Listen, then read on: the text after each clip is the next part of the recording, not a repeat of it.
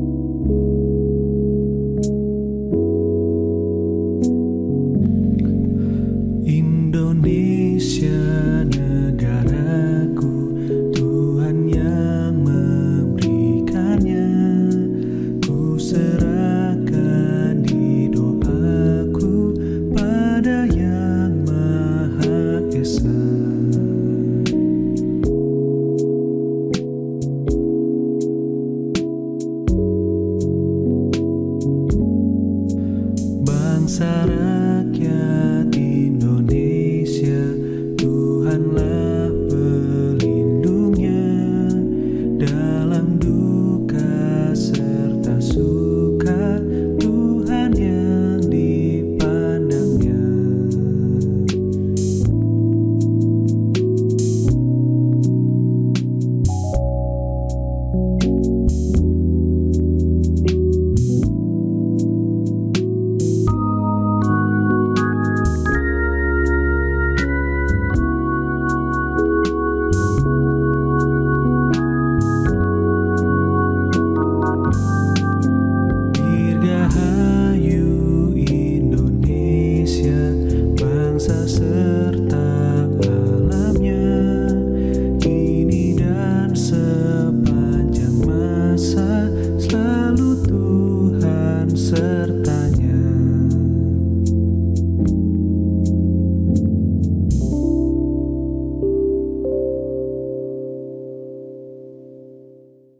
Semua anak-anak yuk kita bangkit berdiri, kita mau sama-sama nyanyikan lagu Hari Merdeka.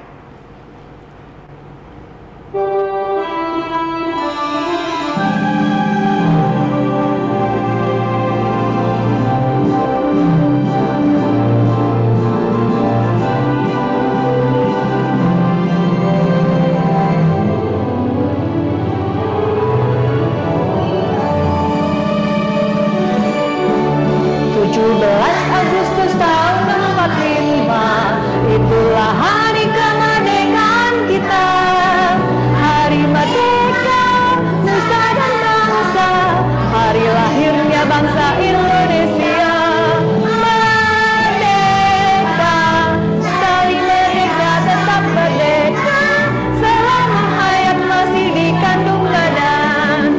Kita tetap setia mempertahankan Indonesia. Kita tetap setia membela negara kita. Dirgahayu Indonesia yang ke-75 tahun. Merdeka! Jumpa kembali dalam acara renungan kita pada 17 Agustus ini. Sebelum kita boleh memulai renungan kita, mari saudara kita bersatu dalam doa. Terima kasih ya Bapak atas hari ulang tahun negara kami yang ke-75 pada hari ini. Kembali kami datang menghampiri tata kudus-Mu untuk bersama-sama merenungkan makna kemerdekaan, makna anugerah berkat kemerdekaan yang telah Kau berikan kepada kami semua melalui negara Republik Indonesia ini. Dan biar firman-Mu boleh menjadi suluh yang menerangi kehidupan kami sebagai bagian dari warga negara yang telah Kau berkati dengan anugerah kemerdekaan ini. Pimpin kami semua Bapa, karena kami mau berserah hanya pada Putra Tunggal Tuhan kami Yesus Kristus. Amin. Bacaan firman Tuhan kita akan kita ambil dari Kisah Para Rasul pasal yang kelima, ayat yang pertama sampai dengan ayat yang ke-11. Demikian sabda Tuhan mengatakan pada kita. Ada seorang lain yang bernama Ananias. Ia beserta istrinya Safira menjual sebidang tanah. Dengan setahu istrinya, ia menahan sebagian dari hasil penjualan itu. Dan sebagian lagi dibawa dan diletakkannya di depan kaki rasul-rasul. Tapi Petrus berkata, Ananias, mengapa hatimu dikuasai iblis? Sehingga engkau mendustai Roh Kudus dan menahan sebagian dari hasil penjualan tanah itu. Selama tanah itu tidak dijual, bukankah itu tetap kepunyaanmu? Dan setelah dijual, bukankah hasilnya itu tetap dalam kuasamu? Mengapa engkau merencanakan perbuatan itu dalam hatimu? Engkau bukan mendustai manusia, tetapi mendustai Allah. Ketika mendengar perkataan itu, rebalah Ananias dan putuslah nyawanya. Maka sangatlah ketakutan semua orang yang mendengar hal itu. Lalu datanglah beberapa orang muda. Mereka mengapani mayat itu, mengusungnya keluar dan pergi menguburnya. Kira-kira 3 jam kemudian, masuklah istri Ananias.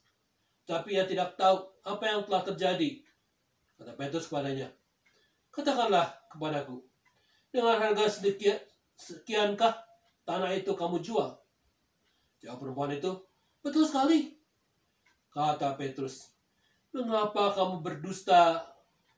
Kamu berbuat sepakat untuk mencobai roh Tuhan. Lihatlah, orang yang baru mengubur suamimu berdiri di depan pintu. Dan mereka akan mengusung kau juga keluar. Lalu rebalah perempuan itu seketika itu juga di depan kaki Petrus. Dan putuslah nyawanya. Ketika orang-orang muda itu masuk, mereka mendapati dia sudah mati. Lalu mereka mengusungnya keluar dan menguburnya di samping suaminya. Maka sangat ketakutanlah seluruh jemaat dan semua orang yang mendengar hal itu. Sampai sekian pembacaan firman Tuhan kita. Yang berbahagia setiap orang yang mendengarkan firman Tuhan dan memberlakukan dalam kehidupan hari lepas hari. Haleluya. Saudara-saudara yang dikasihi oleh Tuhan Yesus Kristus, di zaman now seperti ini, untuk mendapatkan orang-orang yang kredibel, maksudnya adalah yang dapat dipercaya, bahkan berita yang kredibel pun sangat-sangat susah gampang. Karena apa? Karena di zaman now seperti sekarang ini, bukan hanya orang, berita saja pun dapat menjadi berita yang sangat-sangat tidak kredibel lagi. Sudah kita lihat buktinya. Selama 2 masa periode pemilihan presiden beberapa waktu yang lalu, begitu banyak berita-berita hoax yang kita dengar. begitu banyak berita-berita hoax, bahkan yang dibuat secara sengaja untuk menjatuhkan lawan politik dari kontestan tertentu. Dan sudah kita rasakan bagaimana karena berita-berita hoax seperti itu, menurut berita yang diterima, Presiden Trump pun bisa menjadi pemenang di Amerika Serikat sana. Ini kenyataan yang kita peroleh pada saat ini. Di zaman now seperti sekarang. Apalagi kalau bicara manusia orang. Kita sudah tahu bagaimana banyak orang yang sangat-sangat tidak kredibel. Ada orang yang pernah mengatakan dia baru saja dianiaya oleh penguasa sehingga badannya semua mukanya hancur. Padahal sama sekali itu adalah perbuatan hoax yang sangat-sangat tidak bisa dipertanggungjawabkan. Yang ujung-ujungnya semua adalah hasilnya ke meja hijau pengadilan. Inilah kenyataan yang terjadi di zaman now seperti ini. Jadi masalah kredibilitas seperti ini, kepercayaan seperti ini, tidak hanya di zaman sekarang. Sudah sejak zaman dulu pun masalah kepercayaan ini sangat-sangat rentan dan sangat-sangat jarang diperoleh oleh kita maupun oleh sesama kita. Dalam bacaan kita pada pagi ini, kita lihat Ananias dan Safira, suami istri yang merupakan bagian dari jemaat mula-mula. Yang dikatakan mereka juga ingin menjual harta mereka dan membagikannya secara sukarela kepada seluruh jemaah mula-mula. Dan sebagian lagi disumbangkan kepada masyarakat, pada jemaat yang ada di kota Yerusalem. Tapi ketika dia mau memberikan, dia tidak memberikannya dengan kerelaan. Dia tidak memberikannya dengan ketulusan. Dia berbohong. Dia tidak jujur. Dia tidak kredibel. Dia tidak dapat dipercaya dengan jumlah persembahan yang mau dia persembahkan. Padahal Petrus katakan, kalaupun itu tidak dijual, itu tetap milikmu. Setelah dijual pun, itu adalah milikmu. Tapi ketika kamu memberikan segala satu untuk Tuhan, lakukanlah dengan kejujuran, dengan ketulusan, dengan kredibilitas, dengan kesetiaan dan kerelaan yang sungguh. Kalau memang mau berikan semuanya, kalau pun tidak apa-apa, Petrus katakan. Tapi lakukanlah dengan kejujuran dan kepercayaan yang sungguh-sungguh. Dan Ananias serta Safira telah membuktikan bagaimana ketika mereka tidak jujur dan tidak dapat dipercaya depan para rasul, nyawa mereka putus seketika. Berbeda dengan cerita yang lain lagi, dengan cerita tentang anak dari orang Israel yang ditawan dan bekerja di rumah Naaman. Ketika Naaman, seorang panglima perang dari kerajaan yang jaya pada saat itu, Babilonia, mengalami sakit kusta dan tidak dapat disembuhkan.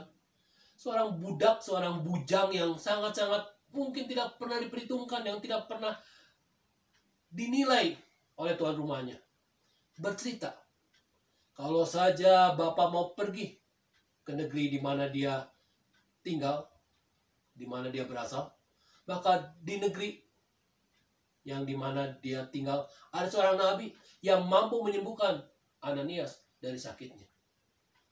Karena Ananias sangat-sangat percaya dan anak ini adalah anak yang kredibel dan dapat dipercaya, maka Ananias pergi ke Yerusalem, ke Israel yang jauh ke sana. Dia percaya bahwa apa yang dikatakan oleh anak ini mampu menyembuhkan dia dari sakit kustanya. Dan kita tahu cerita kisah selanjutnya. Memang Ananias akhirnya sembuh dari sakit kustanya oleh Nabi Elisa. Saudara, ketika kredibilitas dapat dikembangkan, dapat ada pada diri kita, ada pada diri seorang yang percaya pada Tuhan, maka kepercayaan itu akan menjadi kekuatan yang akan Allah pakai untuk mengungkapkan kuasa dan keberadaannya. Tapi kalau kita menjadi orang yang kepada Tuhan saja, pada diri sendiri saja tidak kredibel, tidak bisa mempercayai diri sendiri, tidak bisa memenuhi janji-janji yang kita buat, bagaimana kita bisa dipakai oleh Tuhan untuk menjadi alat kemuliaannya untuk hal-hal yang lebih besar lagi? Pada hari ulang tahun negara kita yang ke-75 ini, kembali kita ditanyakan, kembali kita ingin bertanya pada diri kita dan pada gereja. Sudahkah gereja juga menjadi bagian dari masyarakat, bagian dari lembaga di masyarakat kita, di negara kita ini? Lembaga yang kredibel, yang dapat dipercaya. Karena sepak terjangnya, karena perbuatannya, karena tingkah lakunya memang benar-benar dipakai Allah untuk kesejahteraan bangsa dan negara ini. Demikian juga dengan diri kita. Apakah kita juga adalah orang-orang yang kredibel? Orang-orang yang dapat dipercaya. Karena apa? Karena kita hidup tidak bicara mayoritas, minoritas. Mayoritas atau minoritas pun, karena dia dapat dipercaya, dia mampu menjalankan kehidupannya. Dia tidak lagi menjadi orang-orang yang bicara tentang ajaran dan keberadaannya paling benar. Orang lain sesat, tidak. Orang yang dapat dipercaya adalah orang yang mampu membangun sebuah dialog bersama, untuk saling mengerti, untuk saling memahami satu dengan yang lainnya. Orang yang kredibel adalah orang yang juga tidak bicara tentang kedudukan. Oh, kedudukannya dia lebih baik dan lebih hebat daripada orang lain. Tidak. Selama dia dapat dipercaya, rakyat jelatakan dia. Orang yang mempunyai kedudukan tinggi kah dia, maka kredibilitas dirinya akan dipakai oleh Allah untuk mengungkapkan kebesaran dan kuasa Tuhan. Nah, saudara, di hari ulang tahun yang ke-75 ini, sudahkah kita juga menjadi orang-orang dan lembaga, menjadi gereja yang kredibel untuk kemuliaan dan kebesaran Tuhan? Mari kita uji dalam kehidupan kita masing-masing. Amin. Mari kita berdoa. Bapa dalam surga, kami mau bersyukur dan berterima kasih karena 75 tahun berkat Kau limpahkan pada bangsa dan negara ini. Kami mau berdoa Bapa untuk negara dan bangsa kami, untuk pemerintahan Presiden Jokowi pada saat ini yang harus menghadapi COVID, pandemik yang sangat-sangat mengerikan ini, dan juga pertumbuhan perekonomian yang harus tetap dipertahankan, dikembangkan untuk kesejahteraan dan kemakmuran bangsa dan negara ini. Berkatilah semua kebijakan yang diambil oleh pemerintah kami, dari presiden hingga staf yang paling bawah, agar mereka boleh Kau pakai menjadi pejabat-pejabat yang kredibel untuk mengungkapkan kuasa dan kasih-Mu, pemeliharaan-Mu pada bangsa dan negara kami Indonesia ini. Kami berdoa Bapa untuk semua saudara-saudara kami yang mengalami sakit, baik sakit biasa maupun juga sakit yang berat, ataupun juga karena mengalami musibah COVID. Berkatilah mereka semua Bapa. Tolonglah mereka semua, mampukan mereka tetap percaya pada Engkau, bahwa Engkau adalah Allah yang kredibel, yang mampu menyembuhkan mereka semua. Untuk para tenaga perawat maupun juga dokter-dokter, Tuhan juga berikan kekuatan, kesabaran, dan kesehatan pada mereka semua, sehingga mereka mampu menjalankan tugas dan pelayanan mereka demi bangsa dan negara ini. Terima kasih Bapak. Kami serahkan doa kami ini hanya ke dalam tangan Putra-Mu yang tunggal, Tuhan kami Yesus Kristus. Bapak Ibu Saudara, jemaat yang dikasih Tuhan, kita akan masuk dalam doa syafaat. Doa syafaat akan dipimpin oleh saya juga Pendeta Ujun, kami akan bergantian. Mari kita berdoa. Bapa dalam sorga, kami bersyukur untuk kasih Tuhan, untuk berkat Tuhan. Kalau pada hari ini, 17 Agustus 2020, kami boleh merayakan, kami boleh memaknai 75 tahun penyertaan Tuhan di tengah bangsa kami yang boleh merayakan hari kemerdekaannya. 75 tahun bukanlah waktu yang singkat ya Bapa. Ada begitu banyak hal yang sudah terjadi. Dan kami percaya hal baik, hal positif, hal yang indah itu juga masih akan boleh terjadi sesuai dengan kehendak Tuhan. Pada saat ini ya Tuhan, kami mau berdoa untuk bangsa dan negara kami. Di tengah situasi dan kondisi yang sulit seperti sekarang ini, kami ingin terus berharap pada Tuhan. Kami ingin terus berserah pada Tuhan. kami juga ingin menjalankan bagian kami sebagai warga negara Indonesia dengan sebaik-baiknya. Kami ingin berusaha untuk mengikuti berbagai macam anjuran dan kebijakan pemerintah supaya kami punya andil juga di dalam memutus atau mengurangi efek dari pandemi COVID-19 ini. Berkati juga para pemerintah dan berbagai macam jajarannya yang terus berusaha untuk bisa mengembalikan atau memulihkan dan melewati pandemi ini dengan baik. Tuhan berkati sehingga mereka tetap diberikan hikmat sehingga bisa dengan bijaksana menentukan segala sesuatu yang baik untuk semua orang. Tuhan juga mampu mengetuk hati dari orang-orang atau kelompok orang yang mungkin punya niatan kurang baik, punya maksud yang buruk, supaya bisa mengesampingkan dulu itu semua dan bersama-sama kami fokus untuk membangun negara kami ini. Berkati juga tenaga medis di tengah-tengah segala sesuatu yang nampaknya belum akan menjadi lebih mudah bagi mereka. Tuhan berikan semangat, Tuhan berikan kemampuan, supaya dengan segala sesuatu yang Tuhan berikan, mereka juga dengan sukacita menjalankan tugas dan tanggung jawab mereka. Terima kasih ya Bapa di sorga, kami percaya Engkau punya rencana yang indah, dan Engkau juga akan memulihkan bangsa dan negara kami ini pada saatnya. Terima kasih ya Bapa, inilah doa kami. Dengar sambutan sempurnakanlah di dalam nama Tuhan Yesus Kristus. Kami juga berdoa untuk gereja-gereja yang hadir dan berkarya di Indonesia. Tuhan kiranya berkarya, Tuhan memakai setiap umat Tuhan yang boleh hadir di bumi Indonesia ini untuk bahu-membahu melayani, menunjukkan kasih dan damai sejahtera yang Tuhan berikan bagi kami semua di dalam perkataan dan perbuatan kami sehari-hari. Khususnya kami juga berdoa untuk GKI Guntur yang hadir di kota Bandung ini. Tuhan kiranya juga menolong jemaat Tuhan di GKI Guntur untuk senantiasa dapat berkarya, memberikan dampak positif bagi masyarakat, ikut berperan serta membangun bangsa ini melalui berbagai hal yang bisa diupayakan, khususnya dalam masa-masa sulit ini. Kami berdoa untuk para pemimpin gereja, khususnya di GKI Guntur.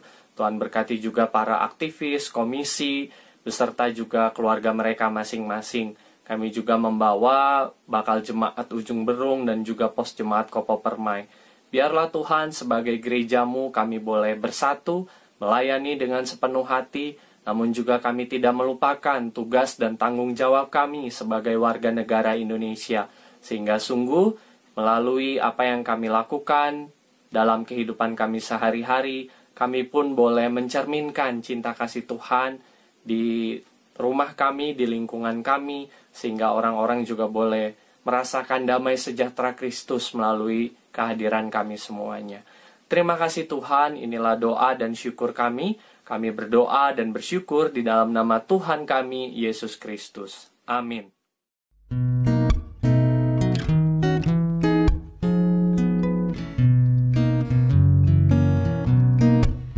Betapa kita tidak bersyukur, bertanah air kaya dan subur, lautnya luas, gunungnya megah, menghijau padang bukit dan lembah.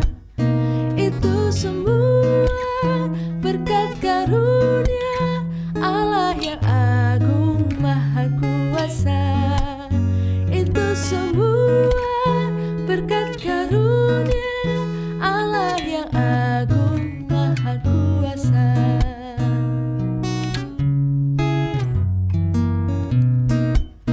Bumi yang hijau, langitnya terang, berpadu dalam warna cemerlang, indah jelita, damai dan teduh, bersada kita jaya dan teguh. Itu semua berkat karunia Allah yang agung maha kuasa. Itu semua berkat karunia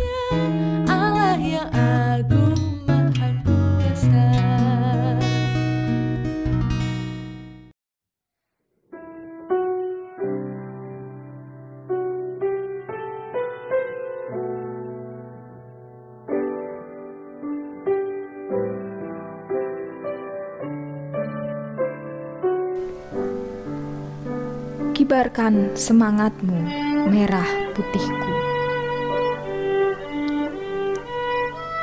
75 tahun sudah merah putihku berkibar.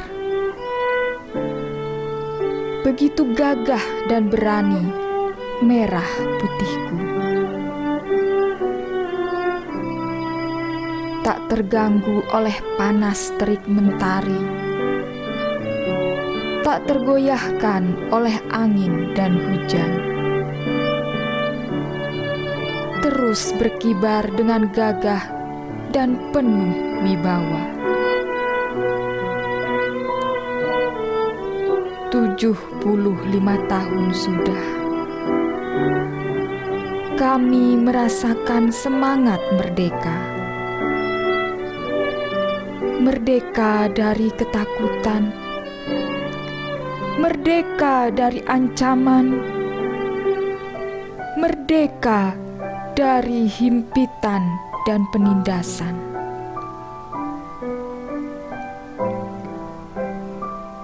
Dengan semangat merah putihku,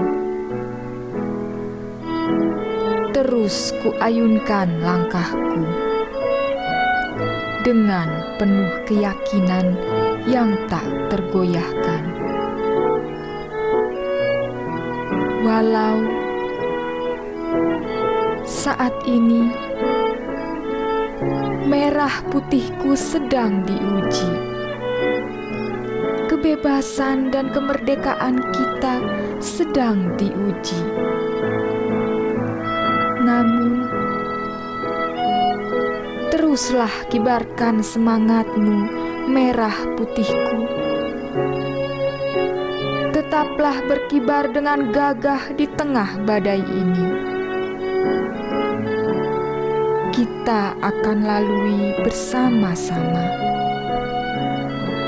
Bersatu kekuatan, bersatu tekad, bersatu langkah. Dan yakinlah, kita pasti menang. Indonesia pasti bisa. Indonesia pasti menang. Badai pasti berlalu.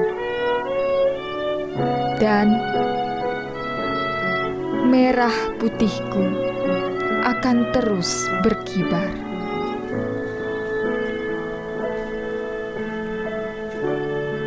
Kibarkanlah terus semangatmu, merah putihku. Dan kemerdekaan itu pasti kita raih kembali.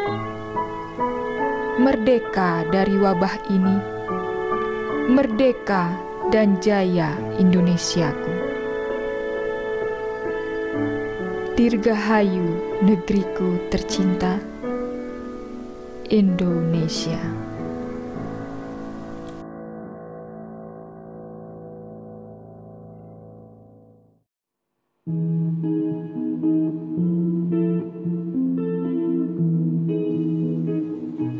Tanah airku Indonesia, negeri elok amat ku cinta. Tanah tumpah darahku yang mulia, yang ku puja sepanjang masa. Tanah airku aman dan makmur, pulau kelapa yang amat subur, pulau melati pujaan bangsa sejak dulu kala. Melambai-lambai nyiur di pantai, berbisik-bisik raja Klana, memuja pulau nan indah permai. Tanah airku Indonesia, melambai-lambai nyiur di pantai, berbisik